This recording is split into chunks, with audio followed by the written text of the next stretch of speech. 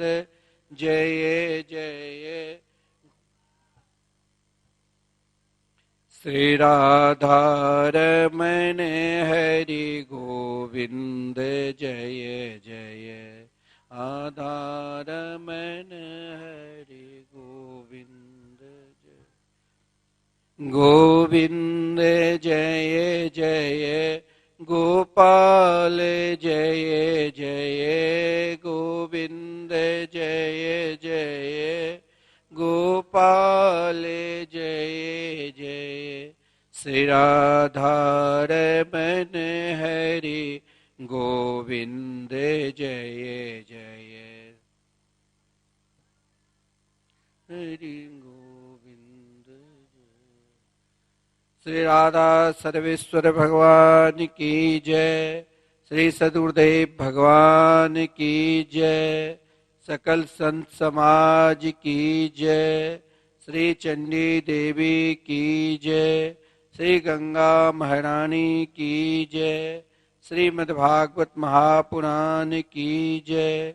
श्री हनुमान जी महाराज की जय। जय जय श्री राधे। जय जय श्री राधे।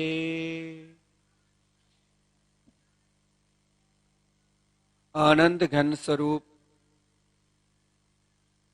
ब्रज पुरंदर नंदन वैदिक प्रतिपाद श्री यशोदा के लाडले लाल श्री नंद नंदन श्री श्याम सुंदर के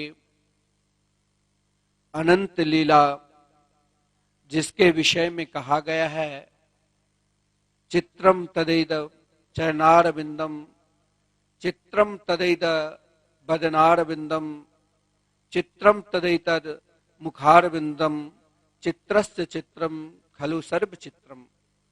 भगवान के अनंत लीला है,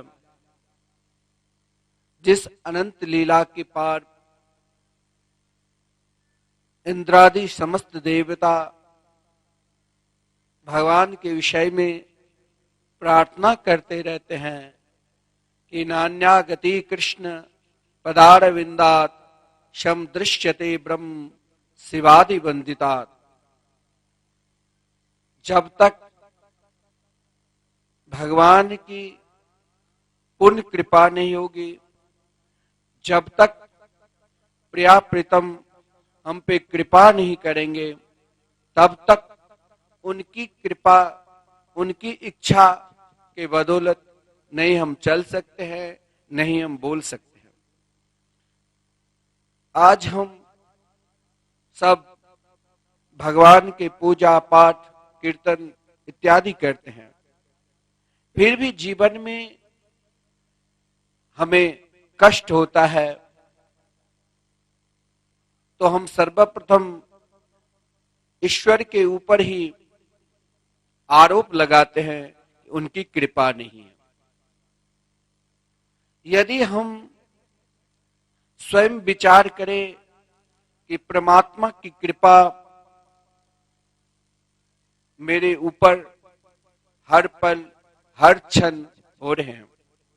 आज हम सब बहुत बड़े भाग्यशाली है जो गंगा जी के पावन तट हरिद्वार तीर्थ, जहां समस्त देव इस अलौकिक, जहां संतों की झुंड, जहां कण कण में महापुरुषों के दर्शन होते हैं, समस्त देवता भी अपने आप को धन्य मानते हैं कि इन पृथ्वीवासी ने कौन से ऐसा पुण्य किया जो इन परम पवित्र क्षेत्र जहां संतों की झुंड है एकत्रित होकर उन महापुरुषों के दर्शन कर रहे हैं। आज हम इस दिव्य प्रवचन में भगवान की कृपा क्या है और कृपा कैसी होती है और उस कृपा में हमें किस प्रकार समर्पित होना चाहिए, कृपा का फल का अनुभव कैसा होना चाहिए, कृपा किसे कहते हैं कि हम सब हर पल हर क्षण जीवन में यदि दुख आता है तो हम सोचते हैं कि भगवान की कृपा मेरे ऊपर नहीं है। लेकिन आज के दिव्य प्रवचन में हम ईश्वर की कृपा के ऊपर प्रकाश डालेंगे। ईश्वर की कृपा हम पर कैसे बरसता है। हमें कभी भी ये नहीं सोचना चाहिए कि मेरे ऊपर ईश्वर की कृपा नहीं है। अगर ईश्वर की कृपा एक क्षण के लिए भी, एक पल के लिए दूर हो जाते तो शायद हम नहीं बच पाते। लेकिन हमें हर पल हर क्षण स्वयं को, अपने आप को, जिस इष्ट के हम अहर्निशम आराधना करते हैं, उपासना करते हैं, उन पर पूर्ण रूप से विश्वास करते हैं, तब भी हम स्वयं को, अपने आप को कभी कभी जीवन में दुख आता है, कष्ट होता है, तो हम सर्वप्रथम यही मानते हैं कि मेरे ऊपर ईश्वर की कृपा नहीं है। लेकिन ये शरीर हमें परमात्मा ने कृपा की और मानव शरीर दिया है। कृपा का फल हमें स्वयं अनुभव करना चाहिए। कृपा केवल एक ही प्रकार की नहीं होता है। कृपा ईश्वर का पहला कृपा, दूसरा कृपा शास्त्र का कृपा, और तीसरा कृपा गुरु की कृपा, और चौथा जो भगवान कृपा करते हैं वह आत्म कृपा। आज हम केवल उन कृपा के ऊपर, जिसके अंदर मन में कभी कभी मन भी भ्रमित हो जाता है कि हम भगवान की उपासना आराधना किए, फिर मेरे जीवन में कष्ट क्यों आता है। कहीं उनकी कृपा तो मेरे ऊपर नहीं है? नहीं, ये सोचना ही नहीं चाहिए। जिसके लिए हमें आज उन भक्त के विषय में चिंतन करना चाहिए, उन भक्त के स्मरण करना चाहिए जो अहर्निशम अगर बोलते थे तो भगवान के लिए, सोचते थे तो भगवान के लिए, चलते थे तो भगवान के लिए, अपना समस्त कार्य भगवान के लिए जो भक्त करते हैं, उनके जीवन में यदि सुख भी मिलता है तो भगवान की इच्छा, यदि दुख भी मिलता है तो भगवान की इच्छा। तो जरा हम, जैसे हम मां गंगा के पावन तट पर विराजमान होकर अपने इष्ट के चिंतन कर रहे हैं, उसी प्रकार उन माताओं को भी चिंतन करें जो गंगा की तरह सदा हम सबको यही उपदेश दिया कि ईश्वर की कृपा हम समस्त प्राणी के ऊपर किस प्रकार बरसते हैं। तो उन कृपा की मूर्ति को देखा जाए तो सर्वप्रथम माता द्रौपदी के विषय में ही हम सोचें। माता द्रौपदी हम सबके जीवन में क्या उपदेश दिया। आप सबको मालूम होगा, जब महाभारत के युद्ध हुआ, अंतिम दिवस के युद्ध, 18वें दिवस के अंतिम प्रहर में आदरणीय भीमसेन की गदा के प्रहार से जब दुर्योधन मूर्छित अवस्था में पड़ा हुआ था, दुर्योधन स्वयं को अभी तक नहीं समझ पाया कि मेरे ऊपर, मुझ जैसे अधर्मी के ऊपर भी ईश्वर की कृपा हुई। अज्ञानी व्यक्ति जिसने अपने जीवन में कभी ईश्वर पर विश्वास ही नहीं किया है, ईश्वर से संबंध ही नहीं जोड़े हैं और न उनमें समर्पित हुआ है, ऐसे व्यक्ति के जीवन में कभी ईश्वर कृपा भी करते हैं, दुख में भी, तो उसे वो समझते हैं कि ईश्वर की कृपा नहीं। ईश्वर यानी श्री कृष्ण हम सब पर हर पल हर क्षण उनकी कृपा बरसती है। माता द्रौपदी के जीवन में देखा जाए तो ईश्वर की कृपा कैसे है, जरा इस पर हम विचार करें। अश्वत्थामा ने उनके 5 पुत्र को केवल एक दुष्ट के प्रसन्नता के लिए, दुर्योधन के प्रसन्नता के लिए 5 पुत्र को समाप्त कर दिया। यहां तक कि धर्म कक्ष में पड़ा हुआ है शिविर में और सिर लेकर चला गया। जब माता द्रौपदी अंदर शिविर में प्रवेश करती है, एक पल के लिए, एक क्षण के लिए विचलित नहीं हुई।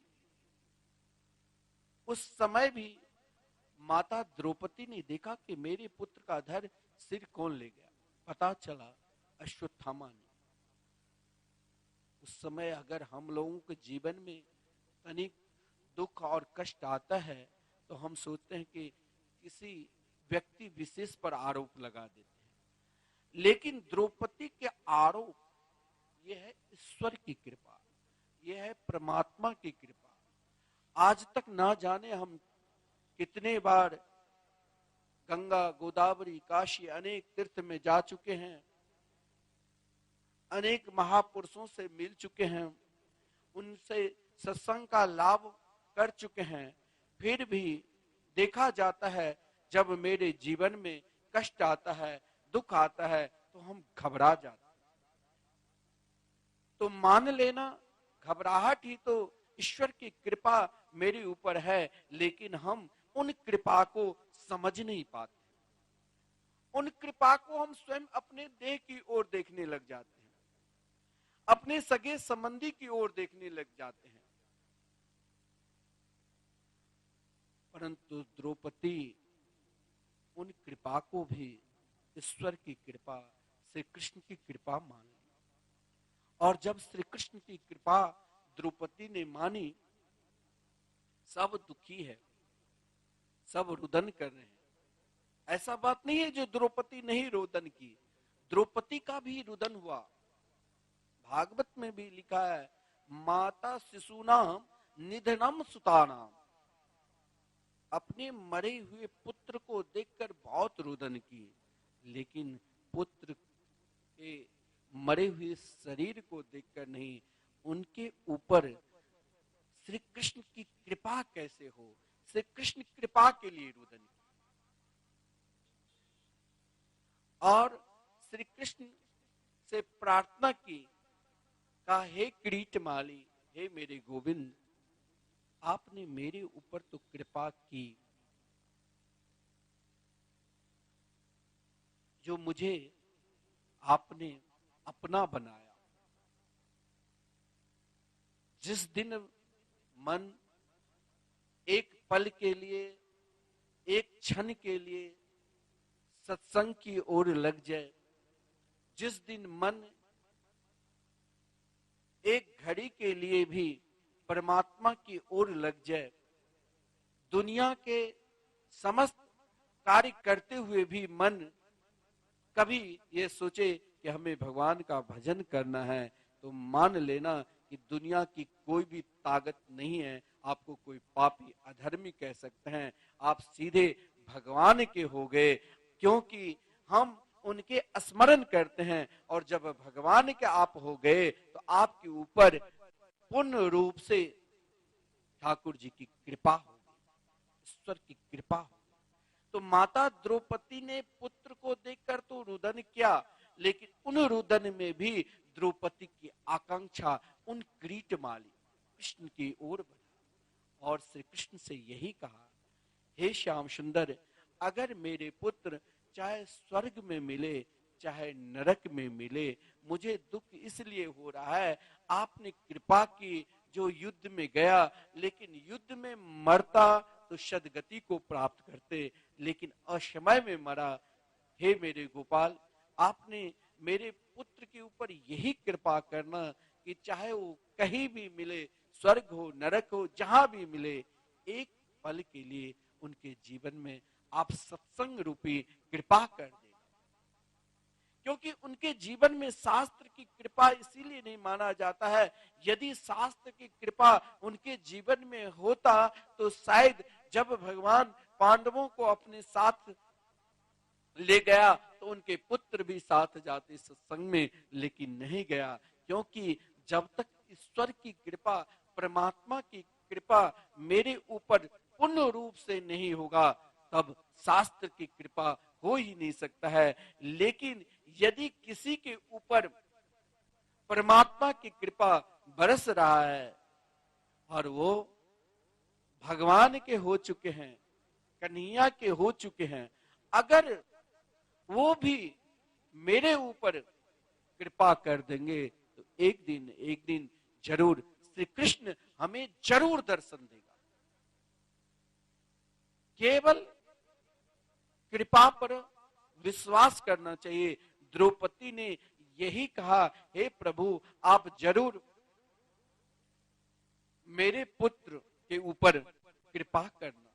आप उनकी तीसरा जो चरण कृपा की सहजता है, वो शास्त्र की कृपा से हो सकता है। ईश्वर की कृपा से भी हमारे ऊपर ना कल्याण हो, शास्त्र की कृपा से भी हमारे ऊपर नहीं कल्याण हो, लेकिन सदगुरु की कृपा से कल्याण तो जरूर होगा।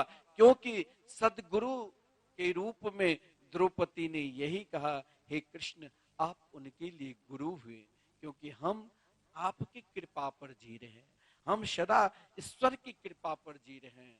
और आप उनके गुरु के रूप में आत्म कृपा उनके ऊपर कृपा करना, ताकि आत्म कृपा कब मनुष्य के ऊपर हो सकता है, प्राणी मात्र के ऊपर कब हो सकता है, जब स्वयं को वो भगवान को हो जाए। और स्वयं को भगवान के होना, वहां पर सदगुरु की कृपा होनी चाहिए। तो द्रौपदी ने जो प्रार्थना की, हे श्याम सुंदर आप मेरे पुत्र, ये नहीं कहा कि आप इसे जिंदा कर दो, क्योंकि सबके अंदर अपना भोग है। केवल यही कहा कि आप उनके ऊपर कृपा करना, चाहे वो स्वर्ग में मिले और चाहे वो नरक में मिले। कहा किससे कृपा? तो सत्संग से, सत्संग रूपी कृपा से आप उनके ऊपर कृपा करना। इसीलिए कहा गया है, जब प्राणी के मात्र के अंदर ईश्वर की कृपा उत्पन्न हो जाता है, ईश्वर की कृपा हो जाती है, परमात्मा की कृपा हो जाती है, तो उन कृपा को प्राप्त करने के बाद दुनिया के हर सुख दुख में भी वो मुस्कुराते रहते। उनके लिए तो केवल जीना भी है श्री कृष्ण के लिए, मरना भी है श्री कृष्ण के लिए, सोचना भी है श्री कृष्ण के लिए। हमारे अंदर हम द्वंद्व में क्यों जी रहे हैं? हमारे अंदर द्वंद्व क्यों है? जब हम भगवान के हो चुके हैं, जब हम स्वयं को, अपने आप को, उनके शरणागति को स्वीकार कर चुके हैं, फिर मेरे अंदर दूसरे के ऊपर ईर्षा क्यों? दूसरे के ऊपर द्वेष क्यों? दूसरे के अमंगल सोच क्यों? क्योंकि अभी तक मेरे अंदर पूर्ण रूप से ईश्वर की कृपा नहीं। अगर मेरे अंदर पूर्ण रूप से ईश्वर की कृपा हो जाती तो हम भी स्वयं को अपने आप द्रौपदी बन सकते। पांचों पुत्र के हत्या भी हो गई, फिर भी ईश्वर की कृपा की खोज करने लगी। ईश्वर की कृपा, उन पुत्र मरने के पश्चात भी स्वयं को उन किरीट माली की उपासना की, और जो ईश्वर के हो जाते हैं। क्योंकि द्रौपदी के रोम रोम से श्री कृष्ण नाम निकलता था, और जो पूर्ण रूप से दयालु हो जाते हैं, कब दया कब आती है? दया प्राणी मात्र के ऊपर पूर्ण रूप से दया तब ही आ सकती है, हर प्राणी में। हमारे सदगुरुदेव किसी को भी देखते हैं उसके अंदर ऐसे दया भाव उत्पन्न हो जाती है। दया क्यों दया क्या है? दया ही ईश्वर है, दया ही परमात्मा है। देखकर पहले यही भाव होता है कि इनके अंदर भी भगवान है, उसे भी मुझे नमन करना है, चाहे वो दुष्ट हो और चाहे वो महापुरुष हो। कब? जब मेरे ऊपर परमात्मा की पूर्ण रूप से कृपा हो, ईश्वर की कृपा हो। और ईश्वर की कृपा कब आता है? जब हम हर परिस्थिति में उनके मंगलमय मधुरमय नाम का सदा स्मरण करते हैं। और जब उनकी कृपा हो गई तब हर परिस्थिति में मुझे वही कृपा मूर्ति सामने दिखाई देता है। तब वो व्यक्ति सामने वाले दुष्ट है या अधर्मी है या बहुत बड़े सिद्ध है, वो हमें नहीं दिखाई देता है। तब केवल एकमात्र ही जो हमारे इष्ट है श्री कृष्ण के रूप में ही दिखाई देते हैं। और यही भाव हुआ जब अर्जुन अश्वत्थामा को अपने रथ के पीछे भाग में बांध कर लाया था। वो एक अधर्मी था, एक बाल हत्यारे थे, एक पापी था, लेकिन जो जिनके ऊपर ईश्वर की कृपा हो जाती है वो कभी अधर्म को देखता ही नहीं। उसे तो हर स्थिति में एकमात्र जिनके पूर्ण रूप से शरणागति हो चुके हैं, जो हर पल हर क्षण उनके ही स्मरण करते हैं, फिर उसे दुनिया क्यों दिखाई देगी? उसे तो हर व्यक्ति में अपना ठाकुर अपने इष्ट दिखाई देते हैं। द्रौपदी, अब ये आज केवल ईश्वर की कृपा के ऊपर हम बता रहे। द्रौपदी के ऊपर ईश्वर की कृपा थी।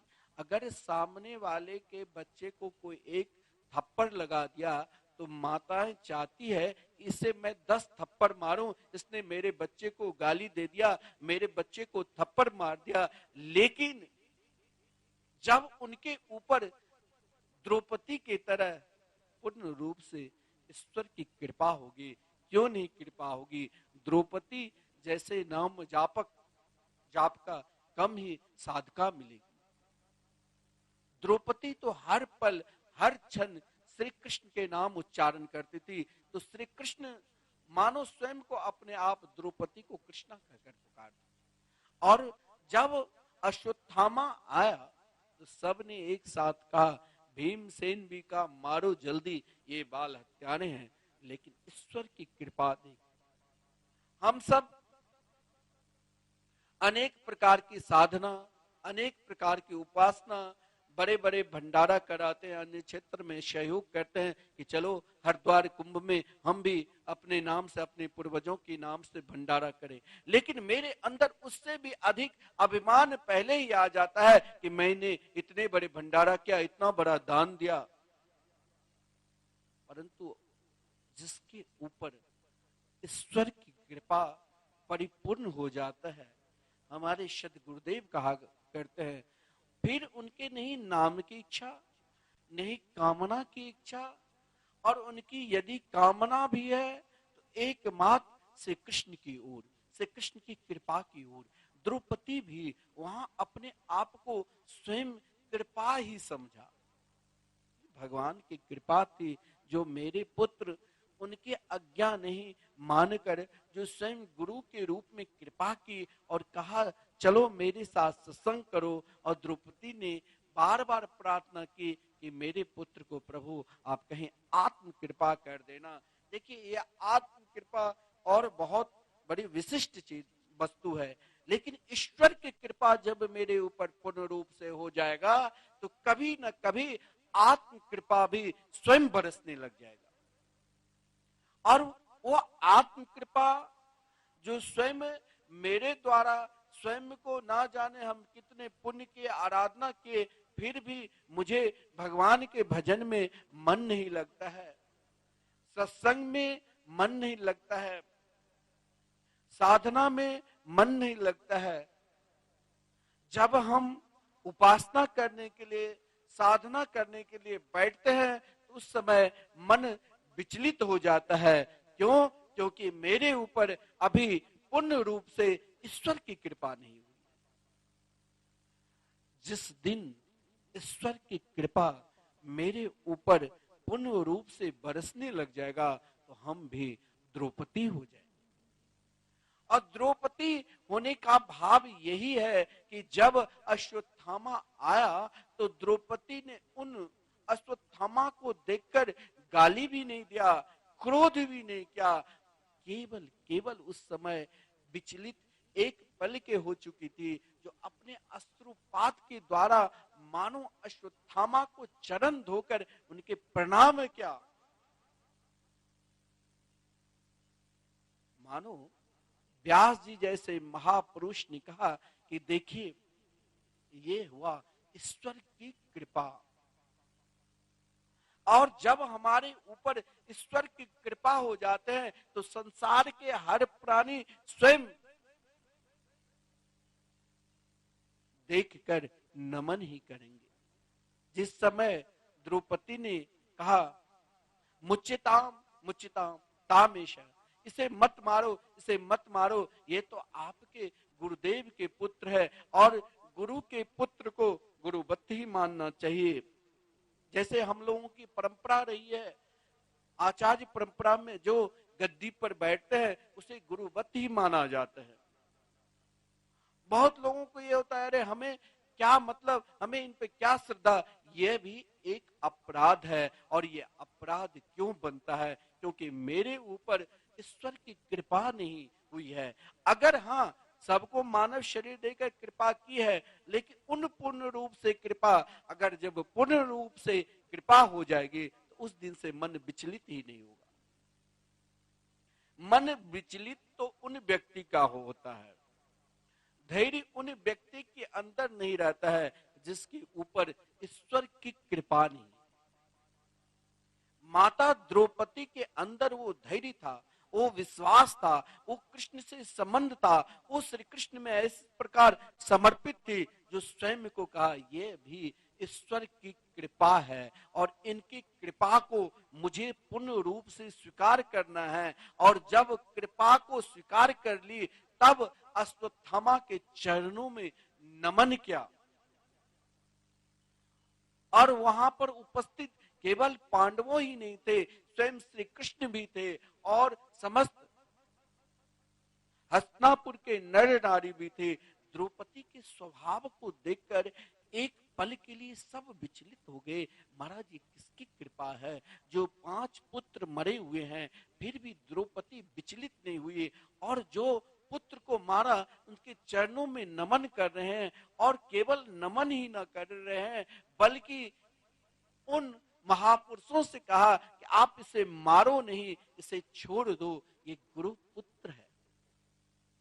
इस प्रकार यदि अपने आप को स्वयं हमें धैर्यवान बनना है, हमें विश्वास रखना है कि नहीं मेरे ऊपर तो ईश्वर की कृपा हो चुकी है। आप स्वयं को अपने आप को पहचानो। आपके घर के निकट आपके पड़ोसी हैं, आपके सगे संबंधी है, आप बांके बिहारी के दर्शन करने के लिए जाते हैं, हरिद्वार के पावन पवित्र भूमि पे गंगा जी स्नान करने के लिए आते हैं।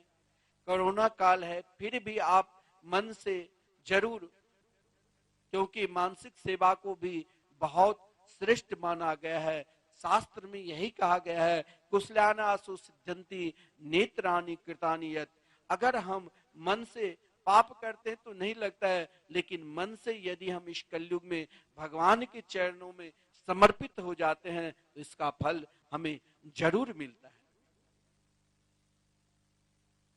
हम भगवान के चिंतन कर रहे हैं, हम भगवान के नाम जाप कर रहे हैं, लेकिन सामने वाले को हम बार बार प्रेरणा भी देते हैं फिर भी वो भगवान के नाम जाप क्यों नहीं कर रहे हैं? क्योंकि अभी तक भगवान ने कृपा की, मानव शरीर दी, लेकिन उनकी पूर्ण कृपा अभी तक नहीं है। अगर ईश्वर की कृपा माना जाए तो उनके ऊपर उस प्रकार नहीं है, क्योंकि उनके ऊपर गुरु की कृपा नहीं हुई है। द्रौपदी स्वयं को श्री कृष्णमय हो चुकी थी, उनकी रोम रोम से श्री कृष्ण नाम निकलते थे। तो सामने वाले अश्वत्थामा हत्यारे को भी देखकर नमन क्या, न गाली दी, न क्रोध क्या, न नाराज हुए। ठीक है, भीमसेन ने नाराज हुआ, भगवान श्री कृष्ण ने आदेश दी कि इसने भी अधर्म किया है, तो उनके मस्तक पर जन्मसिद्ध नाम के मणि था, उसे निकाल दिया और उन्हें अपमानित करके सिर और दाढ़ी आदि मुड़वा कर अपमानित करके शिविर से बाहर कर दिया। लेकिन माता द्रौपदी अश्वत्थामा को केवल नमन ही किया और द्रौपदी के ऊपर ईश्वर की कृपा देखकर व्यास जी स्वयं द्रौपदी की नमन की। महापुरुष जब आप भगवान के भजन करते हैं तो सामने वाले महापुरुष यही सोचते हैं कि जरूर इनके ऊपर मेरे प्रभु कन्हैया की कृपा है, ईश्वर की कृपा है जो भगवान के भजन करते हैं। बिना भगवान की भजन कृपा से, बिना ईश्वर की कृपा से हम भगवान के भजन भी नहीं कर सकते। द्रौपदी के चरणों में नमन क्या, भागवत में वर्णन है द्रौपदी के सुंदर स्वभाव को देखकर वाम स्वभावा कृपया न नाम चा। जब मेरे ऊपर पूर्ण रूप से ईश्वर की कृपा हो जाएगी तो फिर सामने वाले यदि गाली भी हमें देगा तो भी हम कृपा का स्वरूप ही मानेंगे। हम सब विचलित हो जाते हैं, हम सब दुखी हो जाते हैं कि सामने वाला मेरे को गाली दे रहा है, सामने वाले मेरे निंदा कर रहे हैं। अगर उन निंदा की ओर हम बढ़ रहे हैं तो मानो अभी तक मेरे ऊपर ईश्वर की कृपा नहीं हुई, क्योंकि जब हम ईश्वर के शरणागति हो चुके हैं, जब हम स्वयं को अपने आप को भगवान को दे चुके हैं, तो सामने वाले चाहे गाली दे चाहे स्तुति करे, हमें तो उन ईश्वर को प्राप्त करना है। मेरे अंदर एक ही उद्देश्य रखना है। द्रौपदी के पांचों पुत्र को अश्वत्थामा ने समाप्त किया, लेकिन द्रौपदी का लक्ष्य केवल ईश्वर की ओर। हमें जीवन में कभी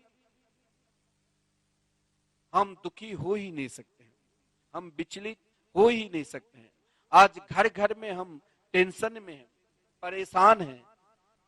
हम स्वयं को सोचते भी हैं कि हमने अनेक प्रकार के अनुष्ठान की, पूजा की, पाठ की, फिर भी मेरे अंदर वही कष्ट, वही टेंशन क्यों भरा हुआ है? क्योंकि अभी तक आपने पूर्ण रूप से ईश्वर पर विश्वास नहीं किया। अगर हम पूर्ण रूप से ईश्वर पर जिस दिन विश्वास करने लग जाएंगे, उस दिन स्वयं को भगवान के भजन करने में, भगवान के भक्ति करने में हमें सुख मिलेगा। कृपा यदि देखा जाए, कृपा को यदि समझना है, कृपा के स्वरूप को यदि जानना है, तो एक माताएं कौन कहे, अनेक माताएं हुई है। चाहे सतयुग में देखो, चाहे द्वापर में देखो, और चाहे कलयुग में देखो, हम एक एक माताएं की, जिन माताओं, कलयुग में भी मीराबाई, करमेतीबाई, अनेक माताएं हुई है, जिसने स्वयं को, अपने आप को ईश्वर की कृपा मानकर, हम लोग विचलित हो जाते हैं, हम लोग दुखी हो जाते हैं कि भाई कोरोना काल में हम कैसे कुंभ स्थल पर जाएंगे, कहीं हमें भी कोरोना पकड़ ना ले। अब ये कथा, दिव्य प्रवचन हम अगला दिन भी श्रवण कराएंगे कि करमेतीबाई के विषय में आप सुना भी होगा, जो सड़े हुए ऊंट में 9 दिन तक कहीं वर्णन है 12 दिन तक जो दुर्गंध चारों तरफ फैली हुई थी और उसमें छुपे रहे। महाराज सब के सब सैनिक ढूंढ कर चला गया, लेकिन वो शरीर को ही ईश्वर कृपा में समर्पित कर दिया। जब हम स्वयं को, इस देह को अपना ही स्वरूप मानने लग जाएंगे, तब इस देह में अनेक प्रकार के व्याधि, अनेक प्रकार के दुख उत्पन्न होगा। लेकिन इन व्याधि में, इन दुख में भी हम स्वयं को, अपने आप को ईश्वर कृपा में ढाल देंगे, तो फिर वही दुख हमें सहजता में से कृष्ण से भी मिला सकते। जैसे देखा जाए तो यही कृपा माता कुंती के जीवन में भी घटा। माता कुंती के विषय में देखा जाए तो ये आज 4 कृपा के विषय में मैं बताऊंगा। ईश्वर की कृपा, शास्त्र की कृपा, सद्गुरु की कृपा और आत्म कृपा। आज केवल ईश्वर की ऊपर, ईश्वर की कृपा प्राणी मात्र के ऊपर हो जाए तो उनका जीवन किस प्रकार सहजता में मुस्कुराते रहते हैं, ये माता कुंती के विषय में देखा जाए। किसी के जीवन में 2-4 दिन, 10 दिन के लिए कष्ट आता है तो वो महाराज विचलित हो जाते हैं, दुखी हो जाते हैं। लेकिन जब प्राणी के ऊपर ईश्वर की कृपा हो जाती है तो हरिश्चंद्र हो जाते हैं, वो कुंती हो जाती है। कुंती के जीवन में भी देखा जाए, देखो ये शरीर का जो कष्ट है वो प्राणी मात्र के अंदर, केवल मनुष्य शरीर में ही कष्ट नहीं है, चींटी का शरीर में भी कष्ट है और मच्छर का शरीर में भी कष्ट है और ब्रह्मा के शरीर में भी कष्ट है। कभी कभी ब्रह्मा जी भी इस प्रकार विचलित हो जाते हैं, जो स्वयं अपने आप को भूलकर भगवान की परीक्षा लेने के लिए चले गए। जो आप श्रवण करोगे आगे, जो ब्रह्मा स्वयं बछड़े को चोरी कर ली और ग्वाल वालों को चोरी कर ली, लेकिन जब ईश्वर की कृपा हुई तो ब्रह्मा भी भगवान के नमन करने के लिए आए। ईश्वर की कृपा जब प्राणी मात्र के ऊपर पूर्ण रूप से हो जाता है तो वो प्राणी विचलित नहीं होते। माता कुंती के जीवन में भी देखा जाए, एक से एक इस भारत वर्ष में ऐसी ऐसी माताएं हुई है जिसने अपने जीवन को ईश्वर में इस प्रकार समर्पित कर दिया, जो दुख को भी सदा सुख रूप में ही देखा। अगर कुंती के जीवन में भी देखा जाए, जिसने ईश्वर को ही पहचान लिया, परमात्मा को ही पहचान लिया और स्वयं को, अपने आप को परमात्मा के चरणार बिंद में लगा दिया, फिर उसे दुख क्या और सुख क्या। यही तो ईश्वर की कृपा है। जन्म कहीं, पालन कहीं। जन्म हुआ कुंती देश में, पालन हुआ महाराज भोजकर देश में। इतना ही नहीं, केवल जन्म और कर्म के विषय में ही नहीं, जब बड़ी हुई युवती अवस्था में महाराज पति सुख नहीं मिला, वो तो ईश्वर की कृपा, ये कृपा है। ईश्वर की कृपा से, दुर्वासा ऋषि के आशीर्वाद से, स्वयं धर्म के स्वरूप जिसके ऊपर ईश्वर की कृपा हो जाती है, वहीं पर धर्म भी आते हैं, वहीं पर समस्त देवता भी विराजमान होते हैं। स्वयं धर्म के रूप में युधिष्ठिर पधारे और स्वयं समस्त ऐश्वर्य के स्वरूप, समस्त देव के स्वरूप, इंद्र के स्वरूप में अर्जुन पधारे, अर्जुन के रूप में पुत्र, और स्वयं हर व्यक्ति के अंदर वेग उत्पन्न होता है। हम बैठे हैं फिर भी मेरे अंदर भी वेग है। वेग क्या? कामना क्या? कामना इच्छा रूपी वेग। मन बैठा हुआ है हरिद्वार के इस पावन गंगा जी के पावन तट पे, महापुरुषों के पावन सानिध्य में, मिथिला नगर के इस पंडाल में शरीर है, लेकिन एक वेग हवा की तरह ना जाने मन कहां से कहां पहुंच जाता है। लेकिन यही मन को, यही वेग को जब मेरे ऊपर ईश्वर की कृपा हो जाएगी तो स्थिर हो जाएंगे, रुक जाएंगे, ठहर जाएंगे। वो बिना मेरे आज्ञा से आगे बढ़ ही नहीं सकता है। बिना मेरे बिना कोई कार्य कर ही नहीं सकते हैं। अपने वेग को, अपने इच्छा को, अपने कामना को, अपने वासना को अगर ईश्वर में लगाना है और ईश्वर की पूर्ण कृपा पर विश्वास करना है, उनके पूर्ण शरणागति पर विश्वास करना है, उनके नाम रूप लीला पर विश्वास करना है, वही वेग, वही वायु आपके पुत्र के रूप में आ जाएंगे। जैसे माता कुंती के पुत्र के रूप में स्वयं इच्छा, स्वयं कामना जो वायु के वेग की तरह, वायु हवा दुनिया के हर कण कण में विराजमान है, वही स्थिर हो जाएंगे। हवा को कोई रोक नहीं सकता है। लेकिन जब मैं पूर्ण रूप से ईश्वर के ऊपर विश्वास करेंगे, उनके कृपा के ऊपर विश्वास करेंगे, तो वेग ठहर कर जैसे स्वयं वायु के रूप में, उनके पुत्र के रूप में, भीमसेन के रूप में आया था, स्थिर हो गए, रुक गया।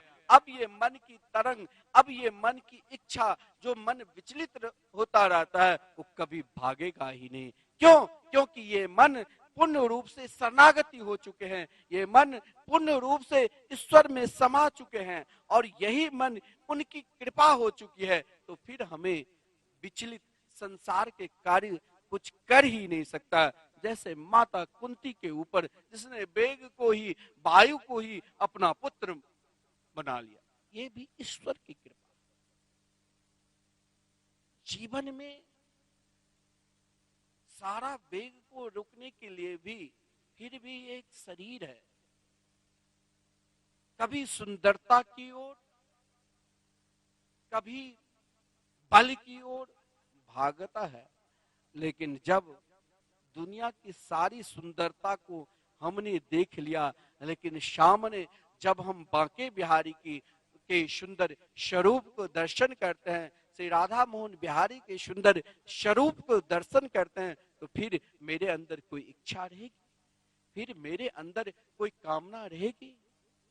नहीं। चाहे वही इच्छा, वही जीवन की सारी सुंदरता ठाकुर जी ने उन नकुल और सहदेव के रूप में भेज दिया था। क्योंकि महाभारत में ऐसी कथा आती है कि जिस समय सूर्य देव का वेग चल रहा था, तो नकुल सहदेव की माता माद्री की सुंदरता को देखकर सूर्य देव के रथ भी रुक गया था। ऐसा पुत्र आया। लेकिन माता कुंती कभी विचलित नहीं हुई। माता कुंती स्वयं को, अपने आप को ईश्वर में लगा दिया था, अपने आप को परमात्मा में लगा दिया था, अपने आप को, स्वयं को नहीं रहा। जब तक हम स्वयं को अपने आप में रहेंगे, तभी मेरे जीवन में सुख और दुख का अनुभव होगा। यदि हम स्वयं को अपने आप से हटाकर ईश्वर की कृपा में लगा देंगे, तो हम कभी विचलित हो ही नहीं सकते हैं। जैसे माता कुंती का स्वरूप देखा जाए, तो माता कुंती किसी भी स्थिति में, किसी भी परिस्थिति में विचलित नहीं हुई। वो स्वयं को, अपने आप को श्री कृष्ण के चरणार बिंद में समर्पित कर हर पल, हर क्षण उनकी कृपा पर ही विश्वास किया। ईश्वर की कृपा एक सत्संगी पर ही उसका अनुभव ले सकता है। कुंती के जीवन में हर स्थिति में, हर परिस्थिति में दुख मिला। जब युवती थी, पति चला गया, जिसके 5 पुत्र को मारने के लिए गंधारी की 100 पुत्र अनेक प्रकार की योजना बनाई। अब बताओ, एक ऐसा व्यक्ति है जो महाराज शांति से जी रहे हैं, सुख शांति से घर में रह रहे हैं, फिर भी पड़ोसी चाहते हैं कि सुख शांति से ना रहे। हर पल, हर क्षण कभी नहीं कुछ हुआ तो उनके घर के पास दरवाजा पे पानी ही डालकर चले जाते हैं कि घर से निकले तो फिसल जाए। तो कभी महाराज गाली देने लग जाते हैं, कभी हम भजन करने के लिए बैठे तो सामने वाले शोर मचाने लग जाते हैं। फिर भी मुझे कभी विचलित न होना चाहिए, उसे उत्तर नहीं देना चाहिए, उनके समान नहीं होना चाहिए। हमें उनके समान बनने की जरूरत नहीं, हमें स्वयं को सुधारने की जरूरत है। अगर हम भी उनके समान बन जाएंगे तो फिर मेरे अंदर और उनके अंदर, जो उनके अंदर भाव है वही मेरे अंदर, मेरे स्वभाव हो जाएगा। और यदि उनके समान स्वभाव हो जाएगा तो यही दशा होगी। एक बार क्या हुआ, एक महात्मा साधु के रूप में गंगा के तट पर निवास करते थे। महात्मा रोज लक्ष्मी नारायण के नित्य 10 घंटे बैठकर आराधना, उपासना क्या करते थे। आज जब गंगा जी में स्नान करने के लिए गया तो धोबी घाट होता है, काफी दूर तक वस्त्र फैला दिया था। महात्मा ने सोचा कि रास्ता बहुत सरल है, मुझे इन सरल रास्ता से जल्दी शीघ्र अपनी कुटिया पर जाना है। उन वस्त्र पर पैर रखकर चल दिए। अब वहां गंगा जी के किनारे बालू, मिट्टी उनके पैर में लगा हुआ था। वो धोबी जो वस्त्र फैला रखे थे, उन वस्त्र पर धूल जम गया। धोबी ने महात्मा को गाली देने लगा। एक पल के लिए, एक क्षण के लिए वो शांत रहा, फिर भी वो धोबी नहीं माना। बार बार उनको गाली से संबोधन किया, मारने के लिए भी तैयार हो गए। इधर लक्ष्मी नारायण ने देखा कि मेरे परम प्रिय भक्त को इस प्रकार कष्ट मिल रहा है, चलो उन धोबी को दंड दो। लक्ष्मी जी ने नारायण से कहा, प्रभु आप क्या देख रहे हो, आप उठाओ अपने गदा, उठाओ अपने चक्र और उन धोबी का दंड दो, मेरे भक्त को कष्ट दे रहे हैं। भगवान मुस्कुराने लगे। फिर भी बार बार लक्ष्मी जी ने प्रेरणा दी, तब भगवान को जाना पड़ा। लेकिन अब वो महात्मा विचलित हो गया। अब उसने देखा ये बार बार मुझे मार रहा है, अब लगता है मुझे भी इसे मारना पड़ेगा। महाराज बलशाली था ही, धोबी को के ऊपर चढ़कर 2-4 थप्पड़ जमा दिया, उनके छाती पर बैठ गए। धोबी मरने लग गया। भगवान ने देखा कि ये क्या हो रहा है, भगवान लौट कर आ गए। लक्ष्मी जी ने कहा, क्या आपने उस धोबी को दंड दिया? बोले अब उन महात्मा को जो कष्ट दे रहे थे उसे दंड मिला। बोले अब वहां महात्मा और धोबी नहीं लड़ रहे हैं, अब दोनों धोबी लड़ रहे हैं। व्यक्ति यदि अपना स्वभाव को उनके समान, सामने वाले हमें गाली दे रहा है तो हम भी उसे गाली देंगे। सामने वाले अगर मेरे को निंदा कर रहे हैं तो हम भी उनकी निंदा करेंगे, तो फिर ये तो गलत है। फिर मेरे अंदर और उनके अंदर जो स्वभाव एक हो जाता है, जो वो अपने समान बना दिया, लेकिन हम उनके अपने समान नहीं बना पाए। अगर हम उनके अपने समान नहीं बना पाए तो हमें उनसे दूर हो जाना चाहिए। और ये कब? जब मेरे ऊपर ईश्वर की पूर्ण रूप से कृपा होगी। बिना ईश्वर के पूर्ण रूप से कृपा से वो भाव, वो दया का स्वरूप मेरे अंदर उत्पन्न ही नहीं हो सकता है। कुंती के अंदर स्वयं को, अपने आप को परमात्मा में लगा दिया। स्वयं को जिसने अपने आप को भगवान के शरणागति में समर्पित कर दिया, भगवान को हो गए। फिर दुनिया चाहे कुछ बोले, हमें जवाब नहीं देना है। हमें निरुत्तर होकर अपने इष्ट पर विश्वास रखना चाहिए, उनकी ओर ध्यान देना चाहिए, उनके कृपा की ओर हमें समझना चाहिए। चाहे गंधारी के 100 पुत्र बार बार कष्ट दिया, कभी लक्षा गृह में जलाने की कोशिश की, फिर भी कुंती माताएं अपने पुत्रों को आदेश कभी नहीं दिया इनसे युद्ध करो, इन्हें भी जलाओ। बोले ये भी तो ईश्वर की कृपा है। उनके पुत्रों के मारने के लिए नाना प्रकार की योजना पे से योजना दुर्योधन ने बनाया, फिर भी कुंती ने कभी न भीष्म पितामह के पास गई, नहीं द्रोणाचार्य जी के पास गई। केवल केवल केवल अपने आप को ईश्वर की कृपा में लगा दिया था, अपने आप को ईश्वर में हो चुकी थी, तो कभी भी बिछड़